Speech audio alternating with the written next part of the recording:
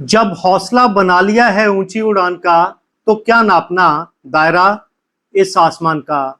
दोस्तों, stock market में ज्यादातर इन्वेस्टर्स की सबसे बड़ी प्रॉब्लम गलत स्टॉक चुनना नहीं, सबसे बड़ी गलती छोटी सोच रखना। सिर्फ आज की सेल्स, आज का प्रॉफिट और आज की पीई देखना, और ये ना देखना कि क्या ये बिजनेस कल करोड़ों लोगों की जिंदगी का हिस्सा बन सकता है। और जब इन्वेस्टर बिजनेस के स्केल को नहीं समझता, तो अक्सर सबसे बड़े वेल्थ क्रिएटर को बीच में ही छोड़ देता है। आज की कहानी दो ऐसे नामों की जिन्होंने सिर्फ बिजनेस ही नहीं बनाया, बल्कि पूरे इंडिया की मार्केट को और बड़ा कर दिया। एक ने सोचा every Indian should be connected, और दूसरे ने सोचा every middle class should have a car. एक तरफ मुकेश अंबानी और दूसरी तरफ मारुति। इंडस्ट्रीज अलग थी, लेकिन दोनों की सोच सिर्फ एक, कि प्रोडक्ट सिर्फ कुछ लोगों के लिए नहीं, हर एक इंडियन के लिए। लेट अस डिकोड कि कैसे मुकेश अंबानी ने स्केल को अपनी सबसे बड़ी स्ट्रेंथ बनाया और कैसे मारुति ने इंडिया की मिडिल क्लास को अपना कस्टमर बनाया।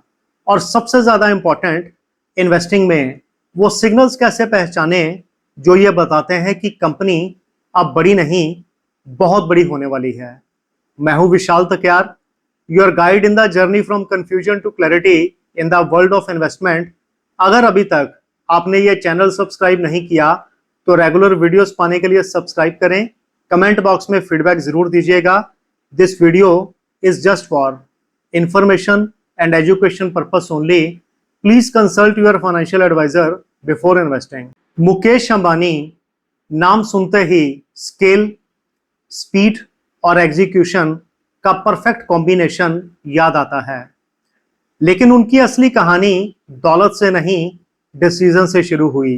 1980 मुकेश अंबानी स्टैनफोर्ड यूनिवर्सिटी से एमबीए कर रहे थे। धीरूभाई अंबानी का मैसेज आया, रिलायंस को अब तुम्हारी जरूरत है। मुकेश अंबानी ने एमबीए कंप्लीट करने की बजाय इंडिया लौटने का फैसला लिया।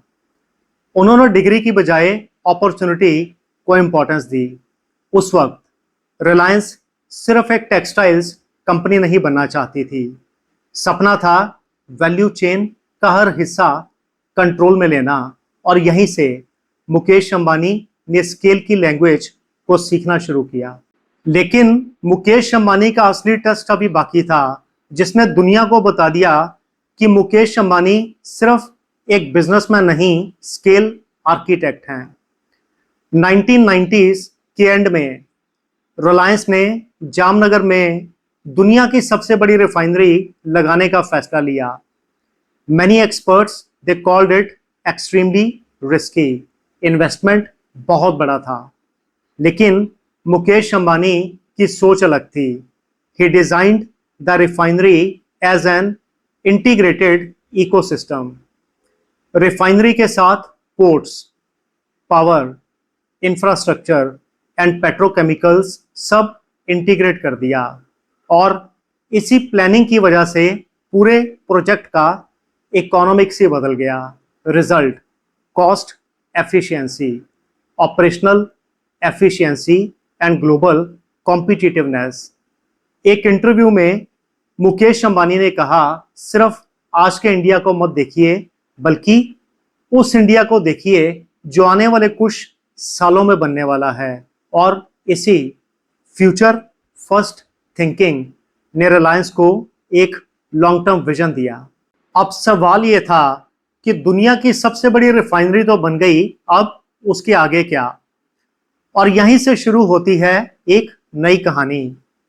स्टॉक मार्केट में भी डीमार्ट हर साल नए स्टोर्स और ऑपरेशनल एफिशिएंसी बढ़ाता गया, और इसी डिसिप्लिन्ड एक्सपेंशन की वजह से शेयर होल्डर वेल्थ क्रिएट की।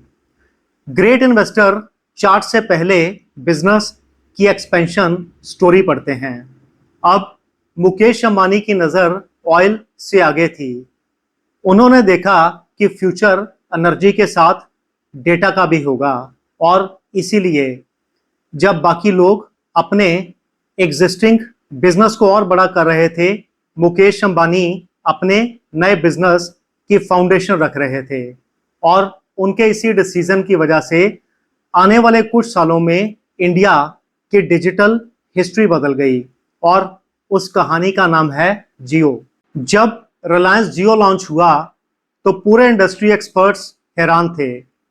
फ्री वॉइस कॉल्स और इतना सस्ता डेटा, प्रॉफिट कब आएगा? लेकिन Mukesh Ambani was not looking at quarterly profits. उनकी नज़र उस डिजिटल इंडिया पर जहां हर इंडियन इंटरनेट यूज करेगा। पहले नेटवर्क बना, उसके बाद कस्टमर्स आए और उसके बाद पूरा इकोसिस्टम खड़ा हुआ। आज telecom, retail, payments, entertainment, AI and cloud सब एक साथ जुड़े हुए। मुकेश अंबानी का principal is very simple.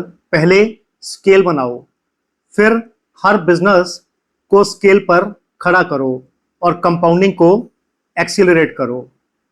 Stock market में भी लीजेंडरी इन्वेस्टर रामदेव अग्रवाल कहते हैं, बिजनेस की स्केलेबिलिटी को पहचानिए। सिर्फ सस्ते स्टॉक में नहीं बल्कि बड़े होने की कैपेबिलिटी में इन्वेस्ट कीजिए।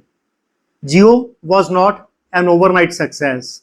फाइबर, स्पेक्ट्रम, नेटवर्क और टेक्नोलॉजी पर सालों काम हुआ, कस्टमर बाद में आए। मुकेश अंबानी ने सिखाया कि स्केल सिर्फ पैसे से नहीं बनता, उसके लिए बोल्ड डिसीजंस, फ्लॉलेस एग्जीक्यूशन और extraordinary patience is required. India की सड़कों पर एक छोटी सी कार आई, नाम था मारुति 800। उस दौर में कार खरीदना एक लग्जरी माना जाता था। ऑप्शंस कम थे, माइलेज बहुत बड़ा चैलेंज और मेंटेनेंस बहुत महंगा। लेकिन मारुति ने एक सिंपल सवाल पूछा कि कार सिर्फ अमीरों के लिए क्यों, हर इंडियन फैमिली के लिए क्यों नहीं? और यहीं से शुरू हुआ पीपल्स कार का सफर। मारुति ने एक reliable, fuel efficient and easy to drive car बनाई। लोगों को सिर्फ एक गाड़ी नहीं बल्कि एक भरोसेमंद प्रोडक्ट मिला जिसे चलाना और मेंटेन करना दोनों बहुत आसान था। मारुति की असली स्ट्रेंथ उसके इंजन में नहीं, उसकी असली स्ट्रेंथ थी हर छोटे शहर तक पहुंच और कस्टमर का भरोसा। मारुति के फॉर्मर चेयरमैन ओ सुजुकी का मानना था कि अगर इंडिया को समझना है तो इंडिया के कंज्यूमर को पहले समझना होगा, और यहीं मारुति की सबसे बड़ी स्ट्रेंथ बनी। और इसी वजह से कंपनी की शुरुआत प्रीमियम सेगमेंट से नहीं हुई।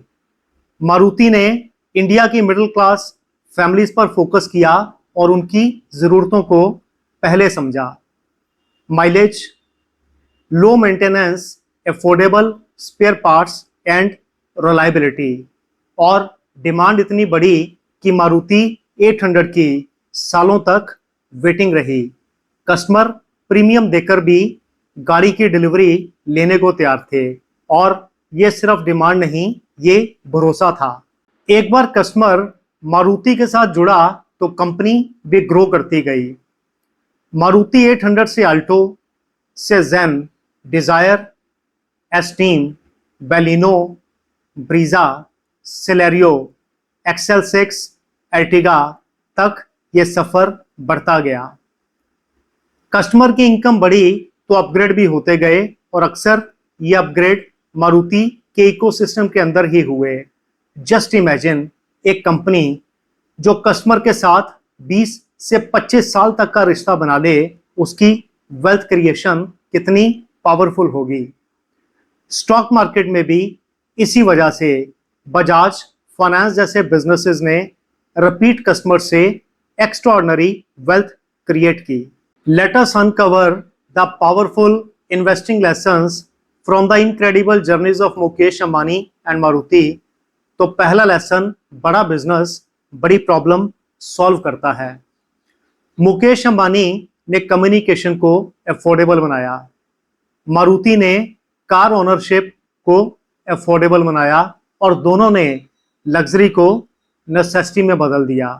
स्टॉक मार्केट में भी ग्रेट इन्वेस्टर वो ये देखते हैं कि ये बिजनेस आने वाले 10 साल में कितना बड़ा बन सकता है, क्योंकि मल्टी बैगर रिटर्न्स सिर्फ मार्केट शेयर से नहीं, स्केलेबल अपॉर्चुनिटीज से पैदा होती हैं। लेसन 2, स्केल सिर्फ पैसों से नहीं बनता, स्केल बनता है ट्रस्ट से, एग्जीक्यूशन से और डिस्ट्रीब्यूशन से।